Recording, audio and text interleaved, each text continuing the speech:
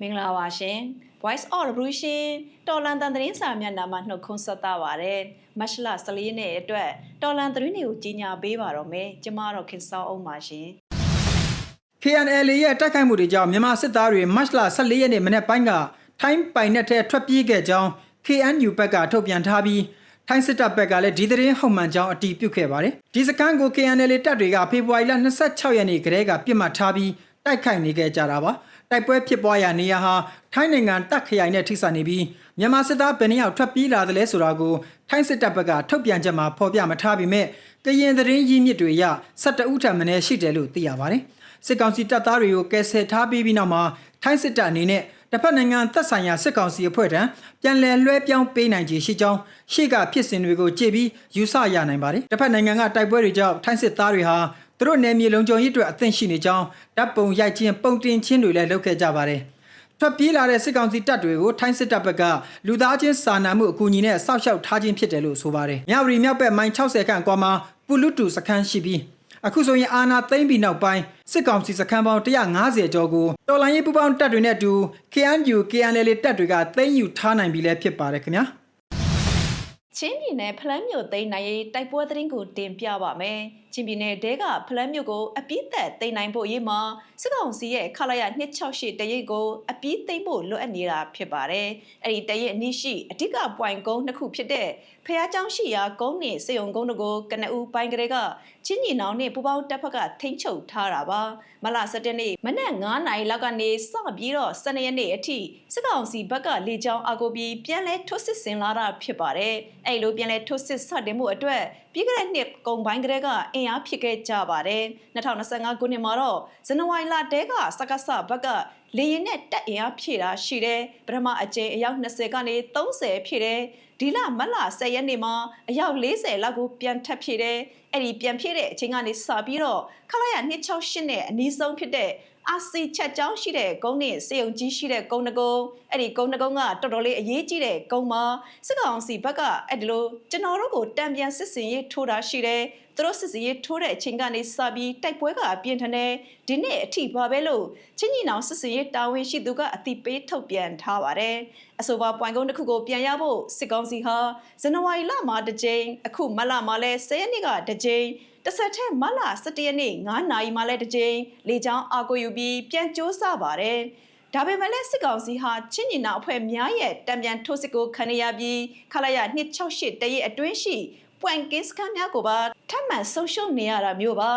ါလေရင်ကတစ်ခါပြည့်ရနှစ်ကြိမ်ပေါင်900ဘုံအများဆုံးသုံးပြီးတော်တော်လေးပြင်းထန်တဲ့အခြေအနေဖြစ်ကြောင်းချင်းညီနောင်ဘက်ကဆိုပါတယ်စစ်ကောင်စီလေကြောင်းကိုကြက်ကြံခံရင်စစ်ကောင်စီရဲ့ point scan တွေကိုပြန်သိမ်းရမှာရန်သူများကိုအရှင်ဖမ်းမိတာရှိသလိုလက်နဲ့ခရမ်းများစွာသိမ်းဆည်းရရှိထားတယ်လို့ချင်းတက်တာဝန်ရှိသူတွေကပြောဆိုထားပြီးအသေးစိတ်ကိုမသိရသေးပါဘူးချင်းပြည်နယ်ဖလန်းမြို့ကခလာရ268တက်ကုန်းမကျစေရအတွက်စစ်ကောင်စီဟာမလဒုတိယဘတ်ထဲတက်အင်အား40ဝန်းကျင်ဖြစ်တင်ခဲ့ပြီးပြင်ဆင်လာတယ်လို့ချင်းမြို့သားကဝေးတပ်ဖွဲ့CNDF ပြောရေးဆိုခွင့်ရှိသူစလိုင်းတီမီကလည်းပြောပါတယ်ဒါပေမဲ့ထိုးစစ်ဆင်လို့မရဘူးကျွန်တော်တို့ကတံပြန်ထိုးစစ်ဆင်မှုကိုပြန်ဆလိုက်တာမှာသူတို့ point scan တွေကိုပြန်ရတယ်တကုန်းထဲမှာကိုကျွန်တော်တို့ point တွေရထားတာရှိတယ်လို့စလိုင်းတီမီကအတိပေးထားပါတယ်လေငါတော့တောက်လျှောက်ပဲမင်းညမှာတင်မဲ့အစည်းရအခေါက်20လောက်လာတဲ့ဂျက်ဖိုက်တာရောဝိုင်တွဲရောဝိုင်အေရောကင်းထောက်ရောတနေ့ကုန်ပါပဲကင်းထောက်ပါတယ်ဒီနေ့လဲဒီအဲ့ဒီလိုပါပဲဒီနေ့ကစစ်ကူချဖို့ပြင်ဆင်တဲ့အခြေအနေမှာရှိတယ်ဒါပေမဲ့ပြန်လဲသွားတယ်လို့ကျွန်တော်တို့ကြားရပါတယ်လို့သူကပြောပါတယ်မလ23ရက်နေ့မှာစစ်ကောင်စီဟာခလာရ268တရင်ကိုစစ်ကူချဖို့ကြိုးစားရင်းပြန်လဲသွားပြီလို့လဲဒေတာတွင်းသတင်းများကဖော်ပြထားပါတယ်ဖလန်းမြို့ကိုချင်းညီနောင်နဲ့တော်လိုင်းရေးပူးပေါင်းတပ်များက2024နိုဝင်ဘာ9ရက်နေ့မှာစတင်ထိုးစစ်ဆင်ခဲ့တာပါမြို့ပေါ်စစ်ကောင်စစ်စခန်းအားလုံးကိုသိမ်းပိုက်ထားပြီးခလာရ268တရင်သာကျန်ရှိပါတယ်လက်ကျန်စကန်ကိုဝိုင်းဝန်းပိတ်ဆို့ဖျက်တောက်ထားစင်မှာပဲစစ်ကောင်စီဘက်ကခုလိုပြန်လဲကယ်ယူဖို့ကြိုးစားနေခြင်းဖြစ်ပါတယ်နောက်ထပ်ချင်းညီနောင်သတင်းရင်းမြစ်အချို့ရဲ့အဆိုအရ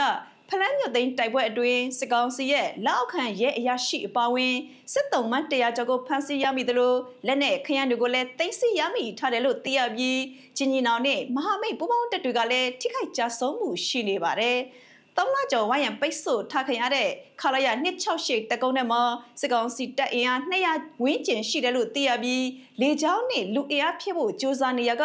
ခုတော့တိုက်ပွဲတွေပုံမပြင်းထန်နေခြင်းဖြစ်ပါတယ်။ချင်းတပ်ဖွဲ့တွေကလည်း268အနီးကကာကွယ်တွေကိုထပ်သိမ်းပြီး268ကိုအပြင်းသက်ဖို့အပြင်းထန်ကြိုးစားနေကြပါပြီ။တစ်ဖက်သက်လေးချောင်းရံကိုကြံ့ကြံ့ခံရင်နှစ်ဖက်ကြာဆုံးမှုတွေနဲ့အတူချင်းတပ်ဖွဲ့များရဲ့အောင်ပွဲသတင်းများကိုပြည်သူများကမျှော်လင့်နေကြပြီလည်းဖြစ်ပါတယ်ရှင်။မတ်လ14ရက်နေ့ရက်စွဲနဲ့ရေးဘလူးတပ်ရင်မှုထက်လှိုင်ဝင်းဟုအမိခံကတရင်တစ်ပုတ်ကိုမွန်ပြည်အခြေစိုက်ရေးဘလူးပျောက်ကြားတပ်ဖွဲ့ကထုတ်ပြန်ထားပါတယ်။ထုတ်ပြန်ချက်ထဲမှာမွန်ပြည်နယ်ရေးမြို့စကခ16တပ်မှမိခင်တပ်ရင်မှတာဝန်ထမ်းဆောင်နေတဲ့တပ်ကြပ်ကြီးတူအပါဝင်တပ်သား9ဦးပေါင်း6ဦးတပ်စိတ်တစိတ်စာခန့်သည်ရေးဘလူးတပ်ရင်ထံမှတပ်ကြပ်ကြီးကင်ဆောင်သော MA3 လက်နက်တစ်လက်နဲ့ကြီးပေါင်း2ပေါက်ကြီး60နဲ့တူလာရောက်အလင်းဝင်ခဲ့ပါသည်လို့ဖော်ပြထားပါတယ်။တပ်ကြပ်ကြီးကိုဇူလိုင်ထေးအားစုငွေ730ချီးမြှင့်ပေးအပ်ခဲ့သည်တပ်ကြပ်ကြီးကိုဇူလိုင်ထေးကိုပိုင်မှပတ်စ136363တပ်သားစောပြည်ဟိန်ကိုပိုင်မှပတ်စ136369တပ်သားဝေယံထုတ်ကိုပိုင်မှပတ်စ136254တပ်သားခွန်အေးနိုင်ဆိုပတ်စ136383တပ်သားကျော်သက်ဦးကိုပိုင်မှပတ်စ136354တပ်သားဝေမင်းပိုင်ပတ်စ136393မွန်ပြည်နယ်ထဲတွင်တာဝန်ထမ်းဆောင်နေတဲ့ရဲနဲ့စကစပေါင်းပါများကျွန်ုပ်တို့ရေးဘလူးတပ်ရင်းနဲ့အတူမိဘပြည်သူများလိုလားတဲ့ဒီမိုကရေစီနိုင်ငံတော်အသစ်တစ်ရပ်ကိုထူထောင်နိုင်ရန်အားရောက်ပူးပေါင်းကြဖို့ဖိတ်ခေါ်ပါတယ်လို့ရေးသားထားတာကိုလည်းတစ်ဆက်တည်းတွေ့ရပါတယ်အလင်းဝင်ခြင်းတဲ့လူတွေရှိရင်တော့ကျွန်တော်တို့ကိုတိုက်ရိုက်ဆက်သွယ်လို့ရတယ်ကျွန်တော်အသုံးပြုတဲ့ Facebook account တွေကနေဆက်သွယ်လို့ရတယ်အလင်းဝင်တဲ့လူတွေအကုန်လုံးကသမှုထမ်းဆောင်မဲ့လူတွေမဟုတ်ဘူးတခြားတပ်သားတွေကကြတော့ပြန်မဲ့လူတွေကလည်းပြန်မဲ့နောက်ပြီးတော့အခြေအနေကိုကြည့်ပြီးတော့တခြားကဏ္ဍပချမ်းဆောင်ရွက်မဲ့လူတွေရှိရင်လည်းဆောင်ရွက်သွားမှာပေါ့အတိအကျတော့မမေးမြန်းရသေးဘူးသူတို့ရဲ့ဆန္ဒအတိုင်းဆောင်ရွက်ပေးသွားမယ်လို့ရေးဘလူးပျောက်ကြားဖွဲ့ခေါင်းဆောင်ကပြောဆိုထားပါတယ်ရေးဘလူးတပ်ဖွဲ့ထိန်းချုပ်နယ်မြေမှာမတ်လ17ရက်နေ့ကကွန်တူးကျေးရွာရှိပြည်သူများဖျက်ဆီးသွားလာနေတဲ့လမ်းကိုပိတ်ဆို့ပြီးကင်းပုံချထားတဲ့အကြမ်းဖက်စစ်တပ်ကိတ်ကိုရေးဘလူးဖွဲ့ကဝင်ရောက်တိုက်ခိုက်စဉ်စစ်ကောင်စီတပ်သားများကပြန်လည်တိုက်ခိုက်ခြင်းမလုပ်နိုင်ဘဲထွက်ပြေးတိမ်းရှောင်မှုနောက်ဆုံးအနေနဲ့ဖြစ်ခဲ့ပါသေးတယ်။မတ်လ9ရက်နေ့ကလည်းမွန်ပြည်နယ်ရေးမြို့နယ်ရှိခမရ343တပ်ရင်းကထွက်လာတဲ့အကြမ်းဖက်စစ်သားတွေကိုရေးဘလူးဖွဲ့ကတိုက်ခိုက်ရာအကြမ်းဖက်စစ်သား9ဦးသေဆုံးပြီး15ဦးထပ်မံထိခိုက်ဒဏ်ရာရပြီးတဲ့နောက်မှာပဲအခုလိုရေးဘလူးဖွဲ့ထံရေးမြို့ကိုရောက်နေတဲ့စစ်ကောင်စီတပ်တွေကအလင်းဝင်ခိုလုံလာမှုတွေဖြစ်ခဲ့ကြောင်းပါခင်ဗျာပဲခူးတိုင်းတွင်းကညောင်ကျိုးစကန်ကိုရခိုင်တပ်တော်အောင်မြင်ခဲ့ပါပြီစစ်ကောင်စီဘက်က2လနီးပါးခုခံနေရတဲ့ညောင်ကျိုးစကန်ကိုရခိုင်တပ်တော် A နဲ့ပူးပေါင်းတပ်တွေသိမ်းပိုက်နိုင်လိုက်ကြပါပြီဒါဟာရခိုင်တော်လှန်ရေးတပ်ရဲ့ပဲခူးတိုင်းတွင်ဒုတိယအောင်ပွဲဖြစ်ပြီးပထမအောင်မြင်မှုကတော့ဗရောင်းမြို့နယ်တွင်းကမိုတီတောင်စကန်ကိုဇန်နဝါရီလ26ရက်နေ့ကသိမ်းပိုက်ခဲ့ခြင်းဖြစ်ပါတယ်မိုတီတောင်ကိုအောင်မြင်မှုပြီးမှပဲညောင်ကျိုးကိုပြစ်မှတ်ထားခဲ့ပြီးစစ်ကောင်စီဘက်ကတော့2လနီးပါးကြာမြင့်ချိန်မှာတော့အရှုံးပေးလိုက်ရပြန်ပါတယ်မလ17ရက်နေ့ကစပြီးညောင်ကျိုးစကန်ကနေစစ်ကောင်စီတွေစတင်ဆုတ်ခွာခြင်းဖြစ်ပြီးအခုတော့23ရက်နေ့မှာစကန်ကိုတော်လှန်ရေးတပ်တွေကသိမ်းပိုက်နိုင်ခဲ့ပြီလို့ကျင်းနေရကြောင်းတော်လှန်ရေးသတင်းရင်းမြစ်ကိုကားပြီးသတင်းများမှာဖော်ပြနေကြပါတယ်။ A ရဲ့အတီးပြုတရားဝင်သတင်းကတော့ထွက်လာခြင်းမရှိသေးသလို A ပြောခွင့်ရပုဂ္ဂိုလ်ခိုင်ဒုက္ခကလည်းတစုံတရာထုတ်ပြောခြင်းမရှိသေးပါဘူး။အားလုံးပြည့်စည်ချိန်မှသာတိုက်ပွဲမှတ်တမ်းများနဲ့တကွအသေးစိတ်ထုတ်ပြန်တတ်တဲ့ A သတင်းပြန်ကြားရေးရဲ့ရုပ်သံမှတ်တမ်းတွေကိုတော့တော်လန်ပြည်သူများကမျှော်လင့်နေကြချိန်လည်းဖြစ်ပါတယ်။ခုလိုတရားဝင်အတီးပြုသတင်းမထွက်သေးပေမဲ့သတင်းရင်းမြစ်တွေကတော့ဘန်ကာတွေခိုင်မာနဲ့အင်အားကြီးလက်နက်တွေတက်ထားတဲ့ညောင်ကျုပ်ကိုဖေဖော်ဝါရီမှာစတင်တိုက်ခိုက်ပြီးမတ်လ23ရက်နေ့မှာသိမ်းနိုင်ခြင်းဖြစ်တယ်လို့ဖော်ပြထားပါတယ်။ပဲခူးတိုင်းအုတ်ရှိပေမြို့နယ်မှာကပ္ပစ969နဲ့16တို့တည်ရှိနေတာဖြစ်လို့ခုဆိုရင်ရခိုင်တပ်တော်ဟာညောင်ကျုပ်ကိုတင်ယူပြီးတဲ့နောက်မှာပဲအုတ်ရှိပေမြို့ညောင်ချေတော့ရွာရှိကပ္ပစ6ကိုတင်ယူရေးဆက်လက်ကြိုးပမ်းနေကြကြောင်းသတင်းတွေထွက်ပေါ်နေပါတယ်။မော်တီတောင်ကနေညောင်ကျုပ်ကိုစုပ်ထားပေမဲ့ထပ်မံရှုံးနိမ့်ခဲ့ပြီးခုဆိုရင်စုတ်ခွာသွားတဲ့တပ်တွေဟာနောက်ထပ်အုတ်ရှိပေမြို့ကိုအခြေပြု၍အကြီးအကျယ်ခုခံစစ်ပြင်ဆင်နေကြပါပြီ။အုတ်ရှိပေမြို့ကနေလက်နက်ကြီးများနဲ့တစ်ချိန်လုံးပြစ်နေကြကြောင်းအုတ်ရှိပေမြို့အနီးမှာစစ်တပ်ရဲ့လက်နက်ကြီးပစ်ခတ်သမျှကိုကျဲလောင်စွာကြနေရကြောင်းစစ်ကောင်စီရဲ့စစ်ရင်တန်းများလည်းအုတ်ရှိပင်ဗရောင်းလမ်းပိုင်းမှာအတက်ဆင်းများနေကြောင်းသိရပါတယ်။ကပ္ပစ6ကိုတော့လေတာတောင်စင်လန်တောင်စမ်မလက်တောင်တွေမှာရှိတဲ့စခန်းတွေကကာထားနိုင်သေးတယ်။ဒါပေမဲ့အဲ့ဒီစခန်းတွေဟာတိတ်မကြည့်ဘူး။အေကပ္ပစကိုစက်တိုက်ပြတ်မှတ်ထားတိုက်နိုင်တယ်လို့စီရေးသုံးသပ်မှုတွေလည်းရှိလာပါတယ်။တိုက်ပွဲတွေပြင်းထန်နေတဲ့ဘရောင်းမြို့နယ်ကပြည်မြို့နဲ့17မိုင်သားဝေးချောင်းတည်ရပြီးခုဆိုရင်ပြည်မြို့ပေါ်မှာလဲစစ်ကောင်စီဘက်က စက်တက်လေးဒီနေ့စဉ်ပြန်ပြီးစရေးပြင်ဆင်မှုရှိနေပါတယ်။တပလောက်ပြင်းပြင်းထန်ထန်ခုခံနေတဲ့စစ်ကောင်စီဟာညောင်ကျိုးကိုခုလိုလက်လွတ်လိုက်ခြင်းဟာဗျူဟာပြောင်းပုံစံနဲ့တက်ဆုပ်သွားခြင်းဖြစ်တယ်လို့လည်းအချို့ကဆိုပါတယ်။တက်ဆုပ်အင်အားဟာ90နှစ်တက်အရာရှိကြီးတွေပါတယ်လို့ဒေတာတွင်သတင်းများကရေးပါတယ်။မိုးထီတောင်ပြီးတဲ့နောက်ညောင်ကျိုးပြီးတဲ့နောက်ခုတော့အုပ်ရှိပင်အိမ်နောက်ပြည်မြို့အဲ့နောက်မင်္ဂလာတုံစစေးယုံစတဲ့လမ်းကြောင်းဟာစစ်ကောင်စီရဲ့တက်ဆုပ်လမ်းကြောင်းဗျူဟာတစ်တဖွဲဖြစ်လာတာတွေ့ရပါတယ်။ညောင်ကျိုးကိုအပြည့်တက်မရခင်ခိုင်တက်တော်ဟာညောင်ကျိုးညောင်ချေတောင်လမ်းပိုင်းကိုပူပေါင်းတက်တွေနဲ့ဖျက်တောက်ပိတ်ဆို့ခဲ့တယ်လို့ဒေတာတွင်သတင်းများကဖော်ပြပါတယ်။အေထိုးစစ်စင်နေတဲ့ဗရောင်းမြို့နယ်ထဲမှာကပ္ပစ6အပါဝင်ကာကွယ်ရေးပစ္စည်းထုတ်ဆက်ယုံ၄ယုံရှိနေခြင်းကတော်လိုင်းရဲ့အတွက်အားရစရာသတင်းဖြစ်နေကြပါတယ်။ခုဆိုရင်ပဲခူးတိုင်းတွင်မှာမိုးထီတောင်ပကံကွဲနက်စင်ကုန်းညောင်ကျိုးတို့ကိုရခိုင်တက်ကအနိုင်ယူထားပြီးပါပြီစစ်ကောင်စီဟာညောင်ချေတောင်းနဲ့အမှတ်6ကာကွယ်ရေးပစ္စည်းစက်ရုံ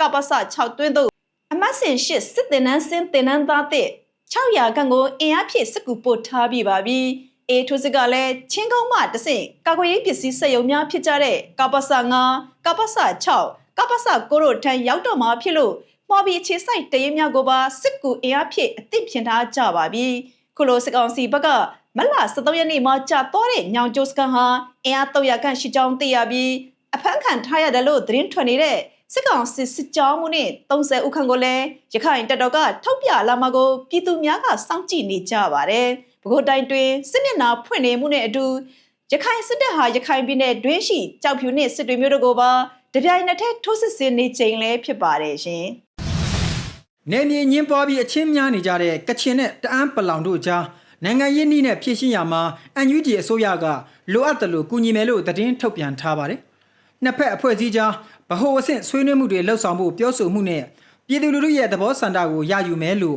့ဖော်ပြနေကြတာကိုလည်းကြိုဆိုတယ်လို့ NUG ကမတ်လ14ရက်နေ့ကထုတ်ပြန်ထားပါတယ်။ကချင်တပ်မတော် KIA နဲ့တအန်းတပ်မတော် TNLA တို့ကြားဗဟိုအဆင့်ဖြည့်ရှင်းမှုတွေမဖြစ်လာခင်မှာတော့နှစ်ဖက်အဖွဲ့အစည်းတွေဟာတစ်ဖက်နဲ့တစ်ဖက်ဂုဏ်သိက္ခာထိပါစေမဲ့အပြောအဆိုပောက်ခတ်မှုတွေကိုလူမှုကွန်ရက်ပေါ်ဖြန့်ဝေရေးသားနေတာတွေ့ကြရပြီး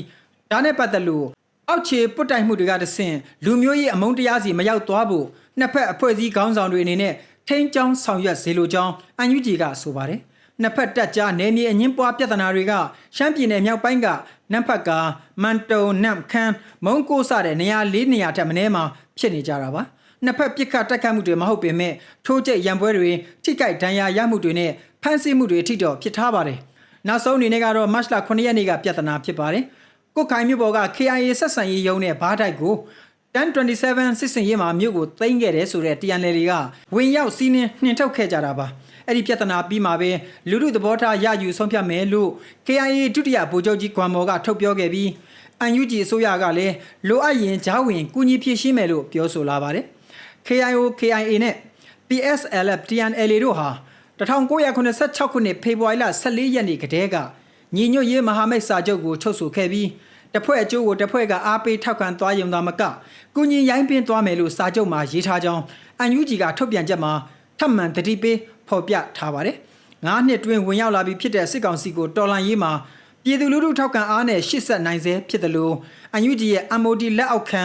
လက်နက်ကင်တပ်ဖွဲ့များကြားမှာလည်းမညီညွတ်မှုတွေပဋိပက္ခတွေလည်းပေါ်ပေါက်လာနေပါတယ်။အခုတော့တိုင်းရင်းသား EAO တပ်တွေမှာလည်းအခုလိုမညီညွတ်တဲ့ပြဿနာတွေလူသိရှင်ကြားထပ်မံပေါ်ပေါက်လာနေပါပြီ။တစ်ဖက်မှာတော့အာဏာသိမ်းခေါင်းဆောင်မင်းအောင်လှိုင်ဟာရုရှားနိုင်ငံခရီးစဉ်ကိုတွားရောက်ပြီးသမ္မတပူတင်ကိုတွေ့ဆုံနိုင်ခဲ့တဲ့အပြင်ရုရှားရဲ့အကူအညီနဲ့အစစ်မြင့်လူတပ်လက်နက်များဒရုန်းများဘုံးများကိုကျဲချဖို့ပြင်ဆင်နေချိန်ဖြစ်တာတွေ့ရပါတယ်ခင်ဗျာ။မင်္ဂလာပါရှင်။ဒီကနေ့အတွက်တော်လန်ကမိန်တရင်အနေနဲ့လူတွေအတွက်ရေကမ်ပိန်းနဲ့မိတ်ဆက်ပေးကြပါမယ်။လူတွေအတွက်ရေကမ်ပိန်းဟာ Cat Association အဖွဲ့ကနေရာဒီကာလမှာအညာဒေသရှိစစ်ဘေးရှောင်ပြည်သူတွေနဲ့ရဲဘော်တွေအတွက်တောက်သုံးရေအစဉ်ပြေစေရန်ထောက်ပံ့ပေးဖို့ရည်ရွယ်ကပြုလုပ်တဲ့ကမ်ပိန်းဖြစ်ပါတယ်။လူရာဒီရောက်ပြီးဆိုတာနဲ့အညာဒေသမှာရေရှားပါမှုပြဿနာဟာနှစ်တိုင်းကြုံတွေ့နေကြရတာပါ။စစ်တပ်အာဏာသိမ်းပြီးနောက်ပိုင်းမှာတော့မတရားအာဏာသိမ်းမှုကိုလက်မခံနိုင်တဲ့အညာဟာလက်နက်ဆွဲကင်တော်လှန်ခဲ့တဲ့အတွက်စစ်တပ်ကလေကြောင်းတိုက်ခိုက်မှုတွေစစ်ကြောင်းထိုးမီးရှို့တာတွေကြောင့်ပြာကျသွားတဲ့ရွာတွေလွင်တီးခေါင်ပြီးဖြစ်သွားတဲ့ရွာတွေအများကြီးရှိနေပြီးအဲ့ဒီဒေသကစစ်ပေးရှောင်ပြည်သူတွေနဲ့ရဲဘော်တွေဟာလွေရာဒီမှာဆိုရင်ရေရရှိဖို့ပုံမခက်ခဲလာကြပါတယ်။ Cat Association အဖွဲ့က အဲ့ဒီဒေသရှိစစ်ပေးဆောင်ပြည်သူတွေနဲ့ရဲဘော်တွေအတွက်ရေရိတ်ခါအတွက်ကူညီနိုင်မှုရည်ရွယ်ပြီးဒီကမိန်းကိုလှုပ်ဆောင်နေကြတာပါ။နှွေအတွက်ရေကမိန်းမှာပါဝင်ဖို့အတွက်ကိုတော့ထောက်ပံ့ရလွယ်ကူအောင်ရေ9ဂါလန်ကို1000ကျပ်ရေ10ဂါလန်ကို3000ကျပ်ရေတစ်စီးကို9000ကျပ်ဖြင့်သတ်မှတ်ပေးထားတဲ့အတွက်ရေဂါလန်အလိုက်လှူလို့ရသလိုမိမိတို့တက်နိုင်တဲ့ပမာဏဖြစ်လဲပါဝင်အပြည့်နိုင်ပါတယ်။ရေဟာအသက်ရှင်သန်ရေးအတွက်ရေးကြည့်တော်မူစစ်ဆောင်ဒေသကပြည်သူတွေနဲ့ရဲဘော်တွေအတွက်နှွေအပူမှာရေလှူပေးကြဖို့ကမိန်းစီတီသူများကမြစ်တာရက်ခံထားပါတယ်။ကမိန်းတာကက်ကို7သိန်းတရားမျှော်မှန်းထားပြီးပြည်တွင်းပြည်ပကထောက်ပံ့ကူညီခြင်းတဲ့တော်လန်ပြည်သူများအနေနဲ့ Cut Association Page Messenger နဲ့ Telegram တို့ကိုစောင့်ပို့ပြီးနိုင်ငံတကာငွေကြေးစနစ်မျိုးစုံနဲ့အပြည့်ကူညီနိုင်မည်ဖြစ်ကြောင်းသိရပါတယ်ရှင်။ကျွန်မကຫນွေဦးမေပါမင်္ဂလာပါခင်ဗျာမတ်လ23ရက်နေ့အတွက်ဘွေဝါရဲ့နိုင်ငံတကာသတင်းတွေကိုတင်ဆက်ပေးပါမယ်အပြစ်ခတ်ရစရေးအဆိုပြုချက်ကိုလက်ခံဖို့အစဉ်သင့်ဖြစ်နေပြီလို့ယူကရိန်းကပြောတာကြောင့်ယူကရိန်းကိုလုံခြုံရေးအထောက်ပံ့တွေပြန်ဆမယ်လို့အမေရိကန်ကပြောဆိုလိုက်ပါတယ်ယူကရိန်းကရုရှားနဲ့ဂျပန်30ကြာအပြစ်ခတ်ရစရေးအမေရိကန်ရဲ့အဆိုပြုချက်ကိုထောက်ခံတယ်လို့ပြောကြားပြီးတဲ့နောက်ယူကရိန်းအတွက်စစ်ရေးအကူအညီနဲ့ထောက်လှမ်းမျှဝေမှုကိုပြန်လည်စတင်ဖို့အမေရိကန်ကအင်္ဂါနေ့မှာသဘောတူညီခဲ့တာဖြစ်ပါတယ်Saudi Arabia နိုင်ငံဂျန်နာမြို့မှာယူကရိန်းရာရှိတွေနဲ့8နိုင်ကျော်ကြာဆွေးနွေးပြီးတဲ့နောက်အမေရိကန်နိုင်ငံရဲ့ဝန်ကြီးမာကိုရူဘီရိုကအခုကမ်းလှမ်းချက်ကိုရုရှားနိုင်ငံကိုလည်းယူဆောင်သွားမှာဖြစ်ကြောင်းပြောကြားခဲ့ပါတယ်။ကျွန်တော်တို့ရဲ့မျှော်လင့်ချက်ကတော့ရုရှားနိုင်ငံဘက်ကတတ်နိုင်သမျှမြင်မြန်သဘောတူညီဖို့ပဲဖြစ်ပါတယ်။ဒါမှကျွန်တော်တို့ဟာအမှန်တကယ်စစ်ဆက်ညှိနှိုင်းမှုဖြစ်တဲ့ဒုတိယအဆင့်ကိုရောက်ရှိနိုင်မှာဖြစ်တယ်လို့ရူဘီရိုကသတင်းတောက်တွေကိုပြောကြားခဲ့ပါတယ်။ရုရှားဟာလွန်ခဲ့တဲ့3နှစ်ကယူကရိန်းအားကျူးကျော်ဝင်ရောက်ခဲ့ပြီးတိုးတက်လာတဲ့ရုရှားဟာယခုကခရိုင်းမီးယားအပါအဝင်ယူကရိန်းပိုင်နယ်ရဲ့9ပုံတပုံကိုသိမ်းပိုက်ထားနိုင်တယ်လို့ရိုက်တာသတင်းကဖော်ပြထားပါတယ်။ရုရှားနဲ့ယူကရိန်းနိုင်ငံစလုံးနဲ့အပြည့်အဝသဘောတူညီချက်တရက်ကိုအမေရိကန်ကတတ်နိုင်သမျှအမြန်ဆုံးလှူချင်ကြောင်းရူဘီရိုကပြောကြားခဲ့ပါတယ်။နေ့စဉ်နဲ့အမျှဒီစစ်ပွဲကဆက်ဖြစ်နေတယ်လူတွေသေးတယ်ဘုံကျဲတဲ့ဒီပြိပခတ်ရဲ့နှစ်ဖက်စလုံးကလူတွေလည်းထိခိုက်တယ်လို့သူကဆိုပါတယ်။ရုရှားသမ္မတဗလာဒီမာပူတင်ကငြိမ်းချမ်းသဘောတူညီချက်ကိုဆွေးနွေးဖို့အစဉ်သင့်ဖြစ်ကြောင်းပြောဆိုခဲ့ပေမဲ့လည်းသူနဲ့တန်တမန်တွေကသူတို့ဟာအပြစ်ခတ်ရစရေးကိုစန့်ကျင်ကြောင်းနဲ့ရုရှားနိုင်ငံရဲ့ရေရှည်လုံခြုံရေးကိုကာကွယ်ပေးမဲ့သဘောတူညီချက်ကိုရယူသွားမှာဖြစ်ကြောင်းအချိန်ချင်းပြောဆိုခဲ့တာလည်းဖြစ်ပါတယ်ခင်ဗျာသိမ်းပိုက်ထားတဲ့အနောက်ဘက်ကမ်းမှာအသက်60အရွယ်အမျိုးသမီးတူအပါအဝင်ပါလက်စတိုင်း၄ဦးထပ်မံတေဆုံးခဲ့ကြောင်းပါလက်စတိုင်းအာဏာပိုင်အဖွဲ့ PA ကပြောကြားခဲ့ကြောင်းသိရပါတယ်အင်္ဂါနေ့ကဂျနေမျိုးတော်ရှိအိမ်တအိမ်မှာလက်နက်ကင်ပါလက်စတိုင်းအဖွဲ့ဝင်တွေနဲ့ရဲတပ်ဖွဲ့တွေအထူးတပ်ဖွဲ့ဝင်တွေဟာတနက်နဲ့ပြစ်ခတ်တိုက်ခိုက်မှုဖြစ်ပွားပြီး2ဦးသေကအခြားအမျိုးသား2ဦးတန်းရရှိခဲ့တယ်လို့အစ္စရေးစစ်တပ်ကကြေညာချက်ထုတ်ပြန်ခဲ့ပါတယ်။စစ်စေးကိန်းမှာစစ်သားတွေပြစ်ခတ်မှုကြောင့်အသက်60အရွယ်အမျိုးသမီး2ဦးလည်းသေဆုံးခဲ့တယ်လို့ပါလက်စတိုင်းအာဏာပိုင်အဖွဲ့ကပြောကြားခဲ့ပါတယ်။ဒီကိစ္စနဲ့ပတ်သက်ပြီးအစ္စရေးစစ်တပ်ဘက်ကတော့ချက်ချင်းမှတ်ချက်ပေးခြင်းမရှိသေးပါဘူး။တနင်္လာနေ့ညပိုင်းကလည်းပါလက်စတိုင်းအမျိုးသား2ဦးဟာသူ့ရဲ့မော်တော်ဆိုင်ကယ်ကိုအစ္စရေးစစ်တပ်ရင်နဲ့ဝင်တိုက်ခဲ့ပြီးတေဆုံးသွားတယ်လို့ပါလက်စတိုင်းအာဏာပိုင်အဖွဲ့ကပြောကြားခဲ့ပါသေးတယ်။ဂျနီရှိလုံခြုံရေးတပ်ဖွဲ့ဌာနချုပ်ကိုပြစ်ခတ်ခဲ့တယ်လို့ဆွဆွဲခံထားရပြီးအလိုရှိတဲ့နောက်ထပ်အမျိုးသားတဦးကိုပါလက်စတိုင်းလုံခြုံရေးအဖွဲ့တွေကတပ်ဖြတ်ခဲ့တယ်လို့ပါလက်စတိုင်းအာဏာပိုင်အဖွဲ့ကတိကျထုတ်ပြန်ချက်တစ်ခုမှဖော်ပြခဲ့ပါတယ်။အနောက်ဘက်ကမ်းမြောက်ပိုင်းရှိမြို့တွေနဲ့ဒုက္ခသည်စခန်းတွေမှာစစ်သားထောင်ပေါင်းများစွာပါဝင်တဲ့စစ်စင်ရေးကြီးတစ်ခုကိုအစ္စရေးတပ်ဖွဲ့တွေကဇန်နဝါရီလတည်းကစတင်ခဲ့ပြီးပါလက်စတိုင်းတေဆုံမှုအရေးအတွက်ဟာလည်းအမြင့်ဆုံးဖြစ်လာခဲ့တယ်လို့အဂျာစီယာသတင်းဌာနကဖော်ပြထားကြောင်းသိရပါတယ်ခင်ဗျာ။ NASA ဟာနောက်ဆုံးပေါ်အာကာသကြည့်မှန်မြောင်းကိုကောင်းကင်တစ်ခုလုံးနဲ့တန်းပေါင်းများစွာရှိတဲ့ငကငွေတန်းတွေကိုမြေပုံဆွဲဖို့လွှတ်တင်လိုက်ပြီးဖြစ်ပါတယ်။ NASA ဟာနောက်ဆုံးပေါ်အာကာသကြည့်မှန်မြောင်းကိုမတ်လ17ရက်နေ့မှာကောင်းကင်တစ်ခုလုံးကိုမြေပုံဆွဲဖို့လွှတ်တင်လိုက်ပါတယ်။တန်းပေါင်းရာနဲ့ချီတဲ့ငကငွေတန်းတွေနဲ့အချိန်အစာပိုင်းကလေးကရှိနေကြတဲ့စက်ကြောင်လာရောင်ခြည်တွေကိုကြဲကြဲပြန့်ပြန့်ကြည့်ရှုလေ့လာဖို့ရည်ရွယ်တယ်လို့လည်းသိရပါတယ်။ကယ်လီဖိုးနီးယားကနေ Spirit Susan လေ့လာရဲ့အာကာသမှန်မြောင်းကိုလွှတ်တင်ခဲ့ပြီး၎င်းကိုကမ္ဘာရဲ့ဝင်ရိုးစွန်းပေါ်ကနေပြန်တန်းစေနိုင်ခဲ့တာပါ။နေကိုလေ့လာဖို့ခီးဆောင်အိတ်အရွယ်အစားဂျူရီလေးလုံးတွဲလဲပါရှိပါတယ်။ဒေါ်လာ488သန်းတန် Spirit Mission ဟာ Galaxy တွေရဲ့1ဘီလီယံပေါင်းများစွာအတွင်းငကငွေတန်းဖြစ်ပေါ်လာပုံနဲ့စင်ကယ်ပြောင်းလဲလာပုံကိုရှင်းပြဖို့ရည်ရွယ်ထားပြီးစက်ကြောလာဟာ၎င်းရဲ့ပထမချိန်အစလေးအတွင်းကနေဘယ်လိုလှည့်မြန်စွာကျေပြန့်လာတဲ့ပုံကိုရှင်းပြဖို့လည်းရည်ရွယ်ထားတာဖြစ်ပါတယ်။ Spirit ဟာကမ္ဘာရှိ Milky Way ငကငွေတန်းနဲ့နေအဖွဲ့အစည်းစနစ်သစ်တွေထွက်ပေါ်လာတဲ့ကျဲတွေရဲ့အကြားမှာရှိတဲ့ရေခဲတိမ်တိုက်တွေထဲမှာရင်းနဲ့သက်ရှိတွေအပြင်အခြားပါဝင်ပစ္စည်းတွေကိုလည်းရှာဖွေမှာဖြစ်ပါတယ်။ပေါင်1110 900ကီလိုဂရမ်ရှိတဲ့ Spirit ဟာ